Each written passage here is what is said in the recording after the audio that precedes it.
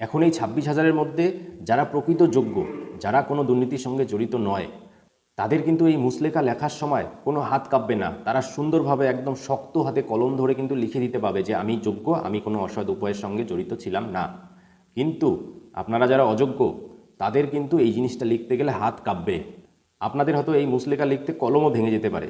নিজের হাতে কিন্তু আপনাদেরকে লিখতে হবে যে আমি চুরি করিনি, আমি যদি চোর প্রমাণিত হই তাহলে আমি সমস্ত বেতন ফেরত দিতে রাজি আছি এবং আমি চাকরি থেকে সরে যেতেও রাজি আছি। এই যারা সত্যিকারের অযোগ্য, তাদের কিন্তু এটা লিখতে গিয়ে কিন্তু পেন ভেঙে যাবে। কারণ আপনাদের মনে মনে কিন্তু জানা আছে যে আপনারা কী উপায়ে চাকরি পেয়েছেন। সেক্ষেত্রে সুপ্রিম কোর্টের নির্দেশে এই যে মুচলেখা আপনাদেরকে দিতে হচ্ছে, এই মুচলেখা কিন্তু আপনাদের কাছে একটা কঠিন বিষয় হয়ে দাঁড়িয়েছে। এই মুহূর্তে আপনাদের সম্মান বাঁচানোর যে একটা উপায় রয়েছে, সেটা হলো সুপ্রিম কোর্ট আপনাদের চাকরি থেকে বাদ দেওয়ার আগেই আপনারা নিজেরাই দরখাস্ত দিয়ে এই যে